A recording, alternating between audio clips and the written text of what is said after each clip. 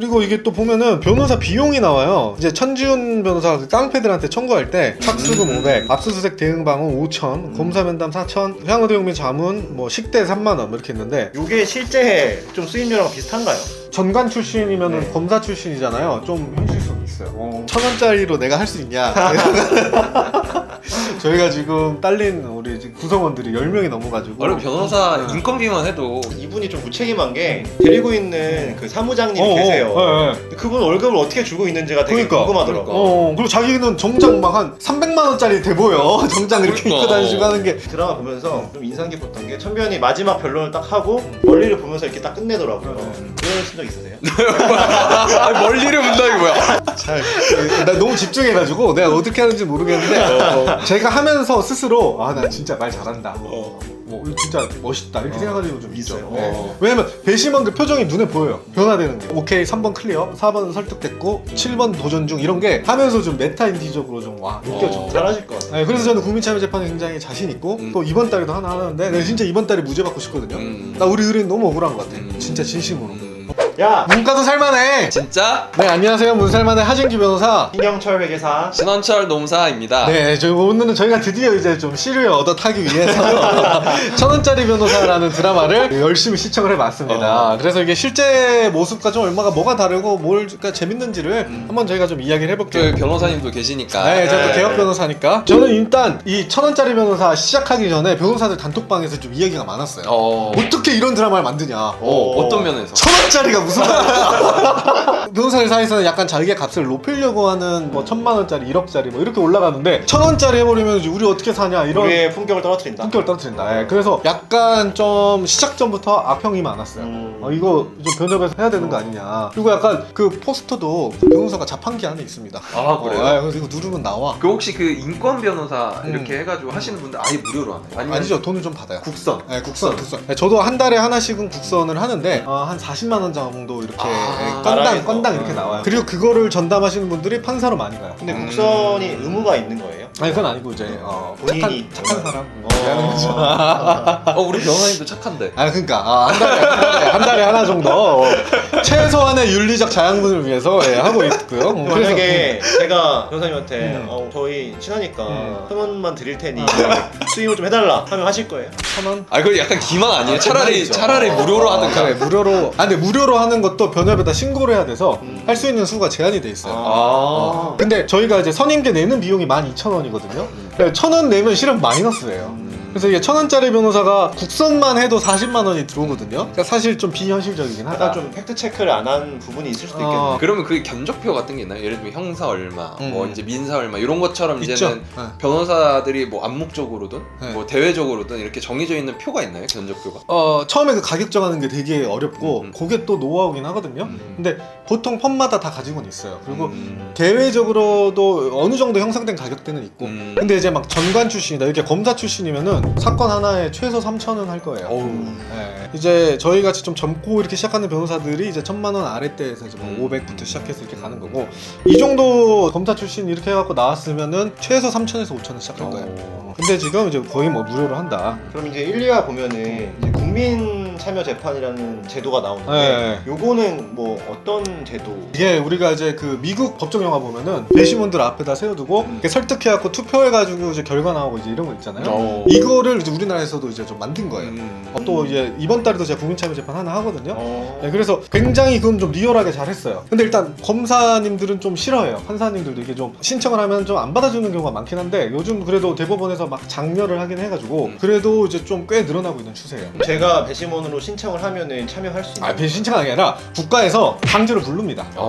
집에 날라와요. 갖고 이제 이날 나와라. 안 날라오면은 뭐 돈도 내야 되고 여러 징계들이 있어요. 직장에도 알아서 이렇게 통보도 해주고 강제로 나가는 거예요 한마디로. 아니 뭐 법적 지식이 아무 지식이 없는데도 가능한 없는 사람을 원하는 거예요. 없는 사람을 뽑아가지고 이제 사회 평균인의 시선으로 봤을 때 뭐가 옳은지. 그리고 이제 예를 들어 뭐 9명 정도가 배심원이라고 하면 15명 정도를 아침에 다 불러요. 그래가지고 이제 변호사 검사가 이제 질문을 해요. 뭐 오늘 아침에 신문 뭐 봤어요?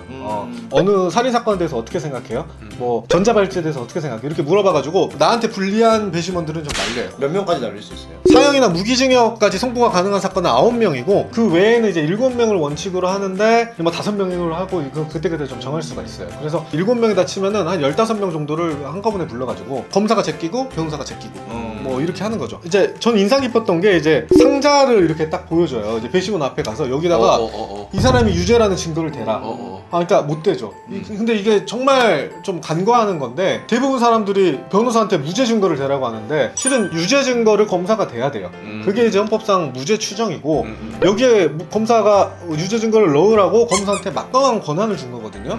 근데 이제 예를 들어 변호사가 이제 뭐 범죄자로 보이는 사람을 변론했다고 해서 야 너 그런 사람 변호하냐 막 이런 말을 하는데 실은 무죄 추정이 헌법입니다. 변호사는 무죄인 사람을 변론하는 거예요 일단은. 근데 걔가 뭐 증거가 있고 뭘 해도 무죄 추정이라는 게 헌법상 대원칙이기 때문에 일단은 그거를 변호할 의무가 있는 거죠. 그럼 여기 나온 그 소매치기 하셨던 분이 네. 실제로 전과가 있었던 분이잖아요. 네. 그런데 범죄로 몰렸던 이유가 술 취한 사람을 이렇게 부축하다가 맞아요. 소매치기라고 신고를 해서 된 건데 네. 그럼 그렇게 신고를 했을 때 검사가 바로 기소를 하는 게 그런 게 가능한 건가요? 네, 그렇죠. 이제 신고하고 이제 조사하고 이제 검사가 기소하는 건데 국민참여재판이 참 저는 좋은 제도라고 생각해요. 근데 단점 중에 하나는 아무리 제가 열심히 해도 검사가 이 사람은 동종전과가 있습니다 말하면 그냥 게임이 끝나고 전과 있었다고 하는 순간 또 기류가 확 변해.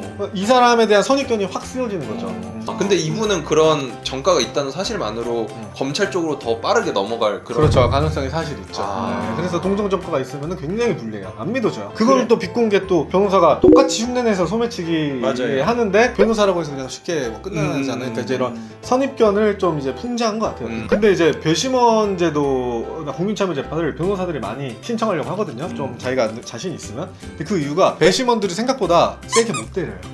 우리가 뉴스 보면 저 새끼 저 사형 때려야지 막 왜 이렇게 판사들이 약하게 때리냐고 하는데 막상 자기 손으로 요거를 판단해야 되고 애매한 경우가 많거든요. 판단하기 쉬운 거는 판사도 쉽게 하죠. 근데 애매한 경우가 많기 때문에 그런 경우에는 좀 쉽게 못 때리는 오히려 배심원들이 판사보다 형을 낮게 하고 그냥 내 손으로 이 사람이 뭐 죽을 수도 있고 형이 세질 수도 있어요. 그리고 그게 공개된 자리에서 네. 뭔가 찬반을 하다 보니까 더 약간 사리는 것도 있는 것 같아요. 실은 찬반은 어디 방에 들어가서 하고 와요. 아. 우리나라는. 네. 저는 그러면은 손 들고 하지 않고. 드라마에서 보면은 무죄라고 판결이 나는데 그거를 판사가 유죄라고 할 수도 있는 거예요. 우리나라는 배심원 판단에 무조건 따라야 되는 건 아닌데 한 뭐 80, 90% 이상은 배심원들이랑 일치하게 한다고 하더라고요. 하지만 마지막 재량권은 판사에 네, 판사한테 있다. 마지막 재량권. 근데 대부분 뭐 좀 따라가긴 합니다. 그러면 지금 이 사건에 대해서 변호사님 보셨을 때 천변이 택한 전략 있잖아요. 네. 그냥 일반적인 재판 제도로 갔으면 불리하니까 그렇죠. 요거를 이제 국민참여재판으로 해서 한번 판을 뒤집어 보자라고 네. 했던 전략 자체는 아주 옳았다고 생각해요. 아, 네, 이거 그래요? 일반 가면 유죄 확률이 매우 높고 그리고 국민참여재판에서 이런 뭐 쇼맨십을 해서 하는 게 통하는 거라고 생각을 해요. 근데 저는 이게 드라마 보면서 좀 인상 깊었던 게 천변이 마지막 변론을 딱 하고 멀리를 보면서 이렇게 딱 끝내더라고요.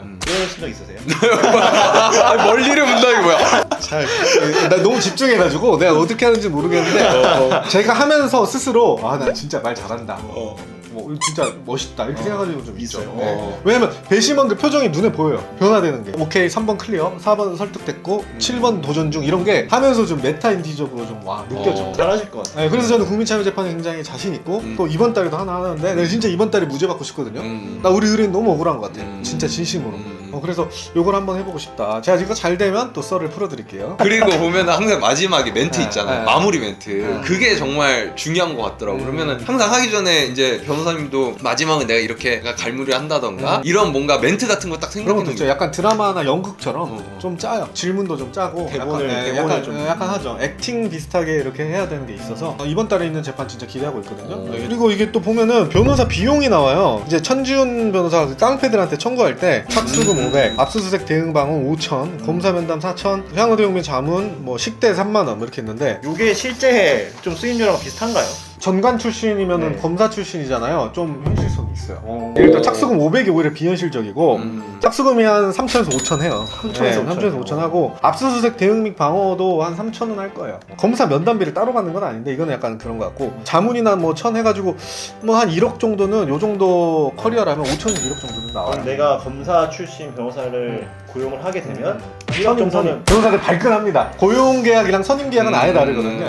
정식으로 네. 당하겠습니다. 네. 아 되게 오늘 공손해요 뭔가 이런. 선임하게 되면 한 1억은 깨진다. 그러니까 이 정도라면은 3천, 5천에서 1억 정도 깨지고 식대 같은 것도 다 청구해요. 택시비, 식대, 뭐 전화비용, 팩스 비용까지 다 청구하기 때문에 요거는 총액으로 봤을 때는 현실성이 있다. 근데 사건 내용에 따라서 또 달라지나요? 그렇죠. 그리고 또 당사자들, 변호사들도 자기 사건은 자기가 직접 안 하고 맡기거든요. 예를 들어 좀 국정 사건에서 문제가 됐던 경우도 자기 사건인데 따로 변호사한테 뭐 몇 억 주고 맡겼다고 하더라고요. 그런 것처럼 자기가 제일 잘해도 남한테 맡깁니다. 몇 억 주고. 백마리가 이제 거기서 읽는 책 중에 한 구절이 네. 피고인에게는 2명의 변호인이 있다. 음. 기소 전에 검사, 기소 후에 변호사라는 문구가 나오는데 사실 저는 정확하게 이해는 안 됐거든요. 그러니까 검사가 무조건 그 범죄를 파헤치려고만 해서는 안 되고 무죄 추정. 기소 전에는 피의자의 변호인의 같은 마음으로 이제 정의적 관점에서 공정하게 봐야 된다 라고 하는 건데, 이게 뭐 실언을 잘 하시는 검사님들도 많이 계시는데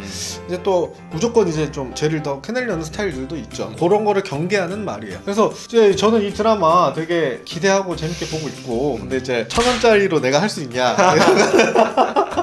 저희가 지금 딸린 우리 지금 구성원들이 10명이 넘어가지고 원래 변호사 인건비만 해도 이분이 좀 무책임한 게 데리고 있는 그 사무장님이 계세요. 그분 월급을 어떻게 주고 있는지가 되게 궁금하더라고. 그리고 자기는 정장 막 한 300만 원짜리 돼 보여. 정장 이렇게 그러니까. 입고 다니시고 하는 게, 제 생각에는 뭔가 이런 건 앞으로 나올 것 같아. 그 자기가 수사하던 사람이 뭐 자살을 한 거야. 그래가지고 알고 보니까 억울해갖고 자살한 거야. 그래서 그 사람에 대한 그런 거를 갚아주기 위해서 공익사건, 자기 속죄 네, 개념으로. 속죄 개념으로 그런 느낌이지 않을까. 그 사무장님은 문제가 있냐고. 세탁소하다가 막 끌려 나오시고. 맞아요. 저도 한 달에 한두 건 정도는 국선을 꼭 하고 있고, 그리고 국선은 일이 너무 많아. 그래서 제 생각에는 사선만큼 열심히 하긴 좀 힘들어요, 사실적으로. 이 변호사는 이거 에피소드 하나마다 한 사건만 따라다니잖아요. 근데 변호사들 그럴 시간이 보통 없지. 한 번에 돌리는 사건이 60, 70개 되는데 진짜 이렇게 하기는 어렵죠. 그렇게 이분은 애초에 돈이 많아서 이게 좀 할 수 있긴 하다. 앞으로 3, 4화 또 네. 보고 네. 리뷰할 부분은 네, 또 깔 건 까고 또 재밌게 보겠습니다. 아 간만에 또 우리 변호사님 본업의 모습에 살짝 멋있어. 이게 또 시류 한번 얻어타 봤는데 감사합니다.